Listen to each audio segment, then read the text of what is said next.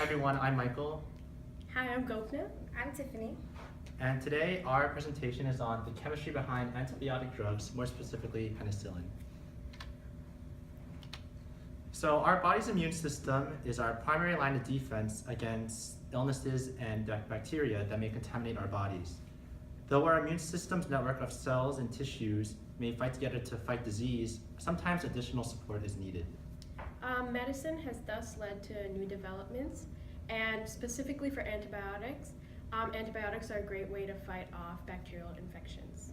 In today's presentation, we'll be going over the specifics behind the antibiotic penicillin, its history, its scientific function and chemical function, and how it relates to today's society. So before we learn about exactly what penicillin is, it might be helpful to go over the history behind the antibiotics. And so when people think of the word health, most often what comes to mind is a lack of disease or illness. However, a more complete definition given by the World Health Organization states that health is a state of complete physical, mental, and social well-being, not merely the absence of disease or infirmity. And so, however, in order for us to exactly know what a disease or infirmity is, we should look more accurately into the definition of these words. And so it is generally understood that a disease causes an individual to behave or act in a certain way in what deviates from what is normally expected. So whether it be through the impairment of one's health or through physical deterioration or even death, diseases and infections have plagued humanity for a long time. And so a category of disease that we would like to go over today, more specifically, are infections. And so Medicine Net defines infections as the invasion and multiplication of microorganisms such as bacteria, viruses, and parasites that are not normally present within the body.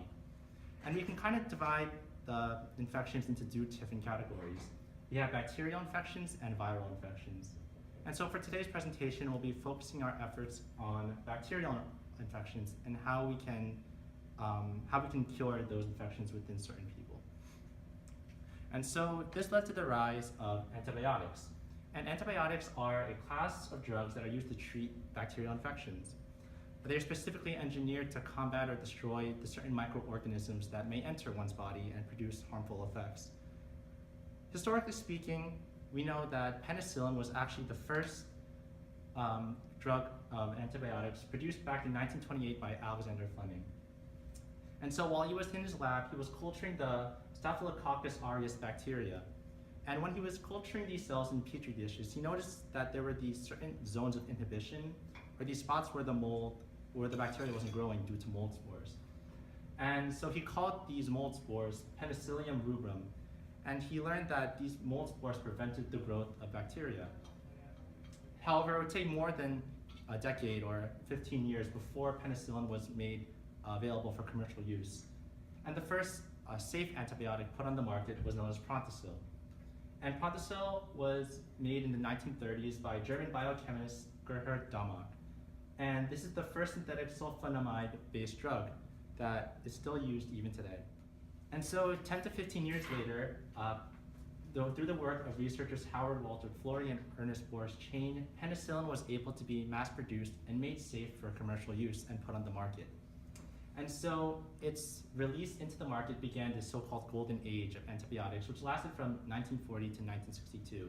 And many of the drugs that we use today were either made during this time or revisited and developed from past antibiotics use. Okay, so now that we've covered the history of penicillin, we can go into the actual chemistry behind it. So penicillin is one of the most common groups of antibiotics, and it's derived from the penicillium fungi. So here we have a photo of the actual penicillin molecule. The structural design consists of a carboxylic acid, a beta-lactam ring, which will be very important to the actual function of it, an amide, and then connected off of the amide is an R group, which is the variable group, which is important in having the different variations in penicillin type. So here we have a diagram that kind of shows the different variations in penicillin based off of the different R group that attaches. So there's a penicillin G, a penicillin V, an ampicillin, amoxicillin, and a methicillin. Okay, so now going back to one of the most important parts of the structural design, that's the beta-lactam ring, which is that right there. So it's related to all derivatives of penicillin, so that's something that all of them have in common. This structure is especially significant in breaking down the bacterial cell wall, which is how the penicillin drug actually works. It consists of 3 carbons, 1 nitrogen bonded to a hydrogen, as you can see over there, and 1 oxygen that's double bonded to a carbon. So one thing that's unique to the beta-lactam ring is that it's a square structure. This is due to like the different hybridization of the elements. And due to the square structure, it can break apart really easy because it's in a rigid 90-degree structure. And this plays a pivotal role in infiltrating the actual bacterial cell wall and eventually ridding the body of bacteria in general. Okay, so before understanding how penicillin actually functions, we need to know more about the actual structure of the bacterial cell wall. So as a bacteria multiplies, new bacterial cell walls are created as well. The bacterial cell wall is composed mainly of layers of peptidoglycan. As you can see in that photo over there, it's kind of like stacked up on top of each other. And peptidoglycan is basically just glycan molecules connected by various different peptides.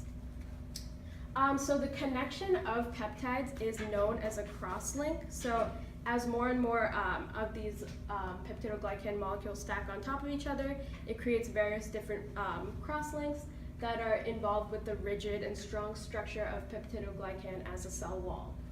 So the cross-link, which is an integral part to the structure of the cell wall, is facilitated by the enzyme transpeptidase.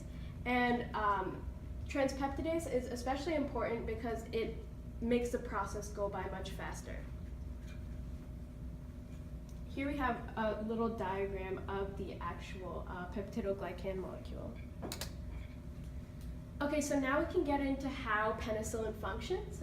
Basically, it works by breaking down the bacterial cell wall, specifically breaking down the peptidoglycans, and even more specific to that, it basically breaks down the bonds of like the peptide bonds between the glycans.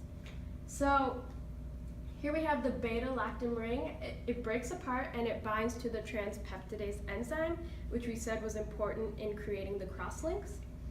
So by binding to the transpeptidase enzyme, it takes up the enzyme's active site, rendering transpeptidase useless.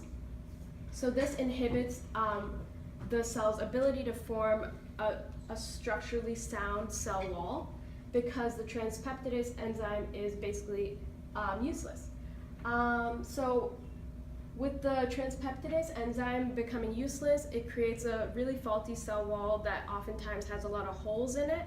And with these holes, a lot of water can start to enter the bacterial cells. And when water enters the bacterial cells, it swells up and eventually bursts. And as more and more of those bacterial cells burst, it eventually rids the whole body of bacteria. So what exactly is the problem with antibiotics? Well, scientists are seeing a rise in antibiotic resistance. This is when infectious organisms adapt to the drug that should kill them, making them less effective. So what are the reasons for this resistance? Well, we know that in order for organisms to be considered living, they must adapt to evolution.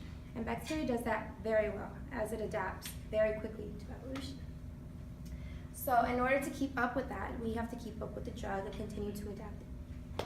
Another reason for resistance is the overuse and misuse of antibiotics, meaning giving drugs when they're not supposed to be used for that exact bacteria, or using it for the wrong amount of time. These pictures show how antibiotics kill certain bacteria, but the ones with the resistance survive, which causes them to multiply and continue the infection.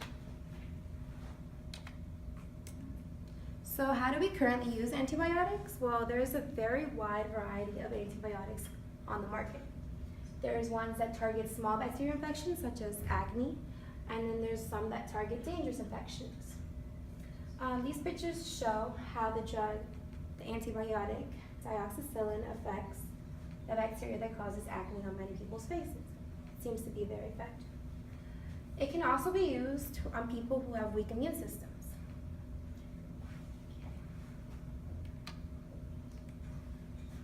So, antibiotics are commonly used in cancer patients.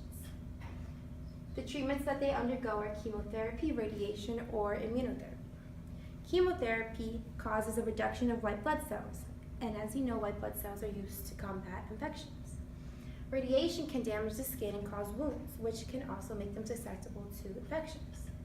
And immunotherapy can lead to side effects that cause infections as well. So many scientists prescribe antibiotics in order to help cancer patients who have a weakened immune system. However, the spread of drug-resistant bacteria is reducing the ability for doctors to control infections in cancer patients. In this picture, you can see how chemotherapy drugs are used to kill the cancer cell, and it also kills some of the healthy cells remaining, but a lot of them remain. So, how exactly is penicillin used in the modern day? It is given to patients with an infection caused by the bacteria. It inhibits the growth of bacteria or kills it. How it does this is that it prevents bacterial enzymes from creating the cell wall growth. It also activates other enzymes so that they will break down the cell walls of the microorganisms. Sometimes penicillin is even prescribed to patients that do not have bacterial infections, such as chlamydia in pregnant women, peptic ulcers, gangrene, Lyme disease, and typhoid fever. This picture shows the penicillin fungus and how in that area there's no growth of bacteria. Okay, so what are future uses of antibiotics in general? Well, we can develop vaccines that will help the resistance problem by eliminating the bacteria causes in general. However, there are consequences. By removing the bacteria that causes the infections, other bacteria will take over their niche. In this case, the resolution could actually be worse than the original bacteria. So what we need to do is to continue to improve and update antibiotics, because as bacteria evolves, we need to evolve too, in order to keep us protected from bacterial infections. So in summary, it is important that we know the history behind antibiotics in order to gain a more important understanding of it. So before antibiotics, humans would often die over easily preventable diseases. However, through the work of Alexander Fleming, Howard Walter Florey, and Ernest Boris Chain, and their discovery and production of penicillin, they were able to find ways to fight back against bacterial infections. So essentially, penicillin works by binding to a transpeptidase enzyme on the bacterial cell wall. And once it does this, it weakens the actual bacterial cell wall so that there are holes in the walls. When there are holes in the walls, water can infiltrate the barrier and go inside of the actual cell and cause this bacterial cell to burst, eventually ridding the whole body of bacteria. In conclusion, in order to help our immune system, it is vital for scientists to continue to evolve antibiotics. In order to combat the antibacterial resistance, it is important to use drugs correctly and to take them in the correct span. So, yeah. These are our cited sources. Yeah, thank you for your time. I just cut it off just like that. Thank you.